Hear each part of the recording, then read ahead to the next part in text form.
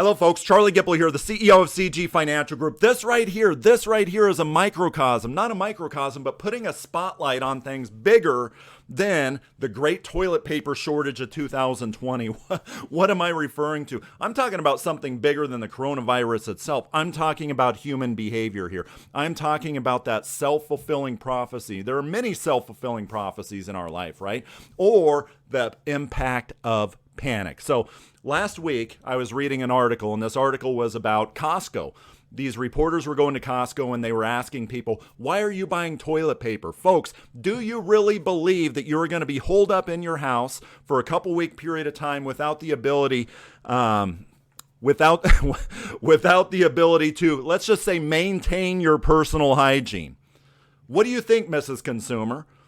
They all came back and said, no, I don't think that the coronavirus is going to be so bad to where we're actually holed up and just won't be able to maintain our hygiene.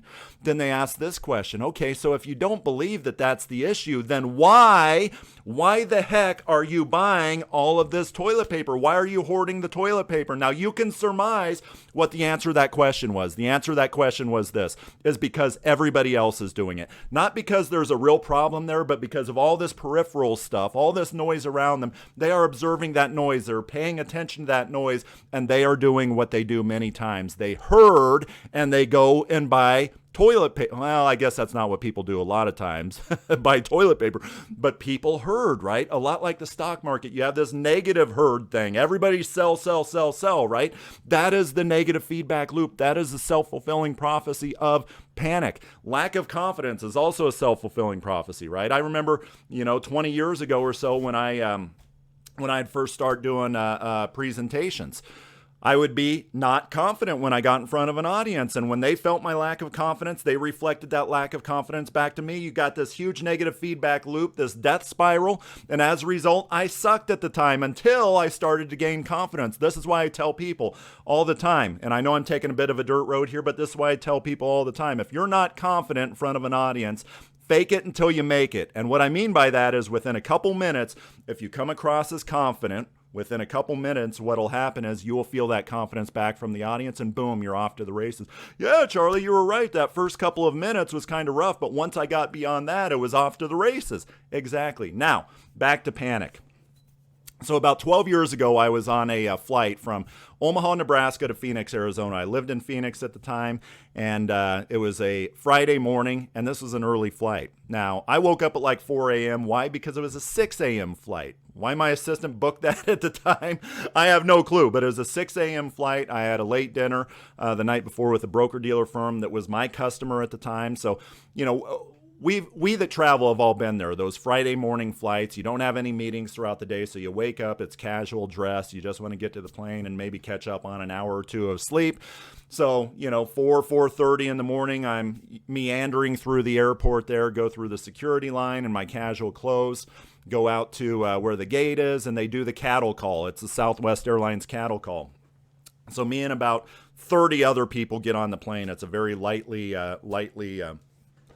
attended aircraft at that point in time. So I get on the plane and I'm observing all these other people get on, some not so frequent travelers. You could tell by the way they're trying to cram their dresser up in the bin above. You have some frequent travelers. One such guy was a guy that sat right across the aisle from me. So it was just me on one side and him on the other side of the aisle. And there's a reason I'm foreshadowing him. He looked real confident. He had a suit and tie on and all that. He just carried himself like he had probably flown a million miles. He was probably a businessman like myself here. But anyway, so I kind of leaned back after exchanging pleasantries with him, leaned back in my seat as we were still in the gate, and kind of went in that half-conscious state, right, to where you feel yourself, you know what's going on without needing your eyes open. The plane pulls back and then starts to meander through the taxiway, and then that point that we all love, which is, okay, the plane is taking off, where the boosters kick in, you're pushed back in your seat, probably about 5 seconds down the runway, where you're really starting to gain speed, and where you feel, we all know the feeling where the wheels just start to pick up. It was that point in time, like 3/4 of the way down the runway, right? It was that point in time to where everything changed. Something happened that I had never, in my million or so miles that I had flown previous to this, had never experienced in my life. It was like I got punched in the face, right? Every negative G forces, I'm being pushed forward in my seat now. Everything is coming to, I wouldn't say coming to a stop. Everything is getting really, really bad. The plane is shaking. It feels like it's going sideways back and forth down the runway. It's making all kinds of noises like it's going to fall apart. You could tell the brakes were being put on. It felt like we were probably screeching down the runway.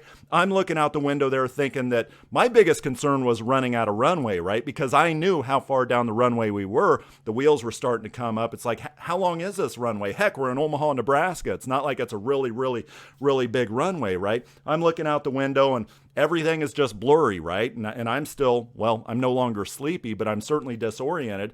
And I look across the way at Mr. Frequent Traveler there, hoping that he had been there and done this before, and he's going to give me some comfort with the look on his face. It was not comforting. His eyes were bigger than saucers. I'm looking up at the flight attendants that are looking back the other direction at us. They are panicking. And I tell you, when the flight attendants are panicking, maybe you should panic too, or maybe you should not panic, which I'll get to in a bit. All of this comes to an end. Thankfully, before the end of the runway, all this comes to an end. Everything slows down.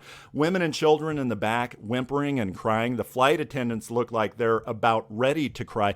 All of this finally comes to an end. And then the pilot comes on. And what does a pilot say at that point in time?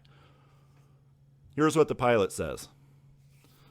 All right, folks. Well, sorry about that slightly uncomfortable takeoff attempt there. It does appear that there were a couple codes tripped in our system as we were going down the runway.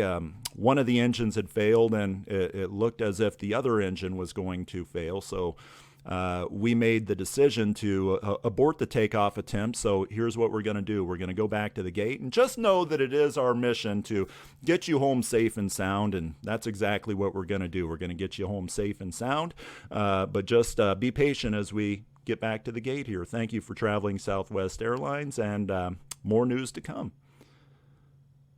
So that 10 seconds or 15 seconds or so, the beginning of it versus the, how do you think my feelings went?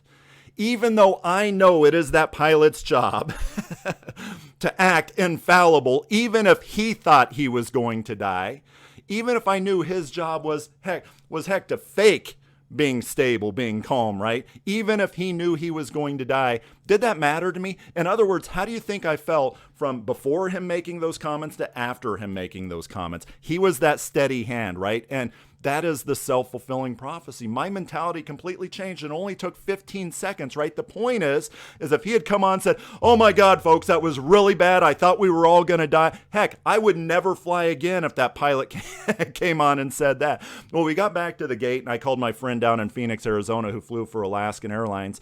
And he called his friend who, I don't know. I guess the guy worked in one of the stations, one of the flight stations, and asked what happened.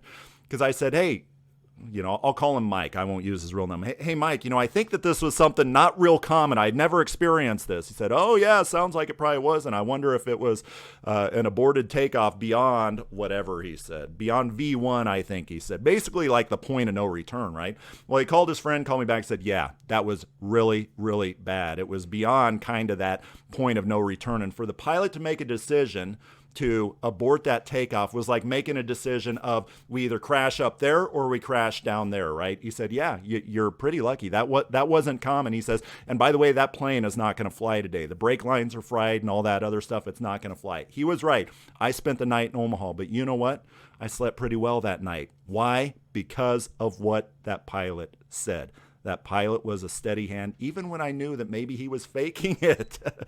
The flight attendants didn't have the ability, apparently, to fake calm and that steady hand. So you as financial professionals, or maybe not if you're a doctor listening to this, you as a doctor, doctors are infallible as well, right?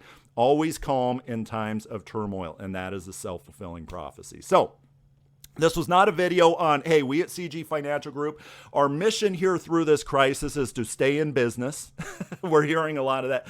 That was not the purpose of this. The purpose of this is just to remind you that, yeah, having a steady hand in times of turmoil, that will go a long, long way with your clients. Again, Charlie Gipple with CG Financial Group. We're a marketing organization serving financial professionals with annuities, life, and asset-based long-term care. Have a good day.